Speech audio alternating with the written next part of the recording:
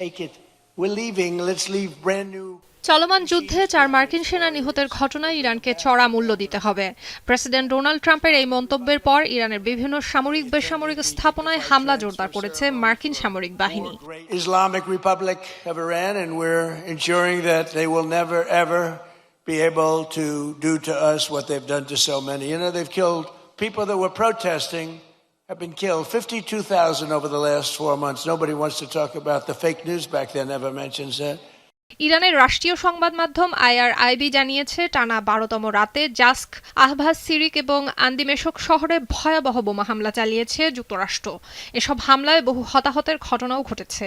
এছাড়া Iran Iraq সীমান্তে মার্কিন ক্ষেপণাস্ত্র হামলায় 2 জন নিহত এবং 11 জন আহত হয়েছেন। খুজেস্তান প্রদেশের ডেপুটি গভর্নর জানান, সালামচেহ সীমান্ত ক্রসিংয়ে মার্কিন ক্ষেপণাস্ত্র হামলায় 2 জন নিহত এবং আরও অন্তত 13 জন আহত হয়েছেন। এছাড়া বৃহস্পতিবার স্থানীয় সময় ভোরে বুশেহর সামরিক ঘাঁটিতে বিমান হামলা চালিয়েছে মার্কিন সেন্ট্রাল কমান্ড। এই ঘটনায় ক্ষয়ক্ষতি এবং হতাহতের সংখ্যা জানায়নি ইরানি কর্তৃপক্ষ। শিয়া বাটার ও ভিটামিন ই সমৃদ্ধ লিলি বিউটি সোপ, তারুণ্যময় উজ্জ্বল ত্বকের জন্য।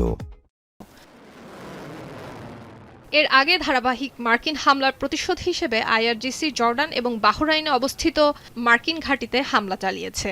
বিবৃতিতে তেহরানের পক্ষ থেকে বলা হয়, তাদের বাহিনী জর্ডানের আল আজরাক এবং বাহরাইনের শেখ ইসা বিমান ঘাঁটির ডিপো, সাইলোর পাশাপাশি ভারী বিমান রাখার হ্যাঙ্গারগুলো ধ্বংস করেছে।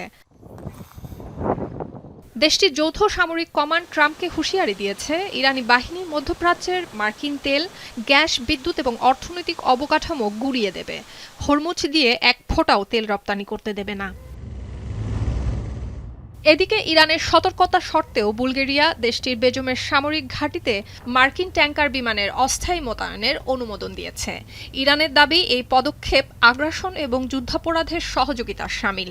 যদিও ঘাঁটিতে কোনো আক্রমণকারী বিমান মোতায়েন করা হবে না বলে জানান দেশটির প্রতিরক্ষামন্ত্রী দিমিতার স্তেনাভ। এর মধ্যে ইয়েমেনের ইরান সমর্থিত হুথি গোষ্ঠী লোহিত সাগরে সৌদি আরবের 2টি তেলের ট্যাঙ্কারে হামলার দায় স্বীকার করেছে। نفذت القوات المسلحة اليمنية عملية عسكرية نوعية استهدفت سفينتين نفطيتين سعوديتين خالفت قرار الحظر الصادر عن القوات المسلحة في البحر الأحمر إحداهما تحمل اسم إنسيليا। হরমুজ প্রণালীতে ইরানের প্রায় পূর্ণাঙ্গ অবরোধ বিশ্বজুড়ে মুদ্রাস্ফীতি বাড়িয়েছে। পাশাপাশি বাব আল মান্দেবের নৌ পরিবহনে হুথিদের কড়াকড়ি নিয়ন্ত্রণে বিশ্ববাজারে তেলের দাম গত 6 সপ্তাহে সর্বোচ্চ পর্যায়ে পৌঁছেছে। জাতিসংঘ জানিয়েছে, বৈশ্বিক তেলের বাজারের এই অস্থিরতায় ভুগতে হচ্ছে বাংলাদেশকেও। ওয়ার্ল্ড ফুড প্রোগ্রাম এক প্রতিবেদনে জানায়, গুরুত্বপূর্ণ এই নৌপথ বন্ধ হয়ে যাওয়ার পর ইউরিয়ার দাম বাড়ায় বাংলাদেশ সম্ভাব্য সার সংকটের ঝুঁকিতে রয়েছে। বাংলাদেশ ইউরিয়া সারের প্রায় 80% সরবরাহের জন্য সৌদি আরব, কাতার, সংযুক্ত আরব আমিরাতের ওপর নির্ভরশীল। স্থানীয় বাজারে সারের দাম প্রায় 50% বেড়েছে। গ্যাস ঘাটতির ফলে বাংলাদেশের 5টি রাষ্ট্রীয় মালিকানাধীন ইউরিয়া সার কারখানার মধ্যে 3টির উৎপাদন বন্ধ করে দিতে বাধ্য হয়েছে।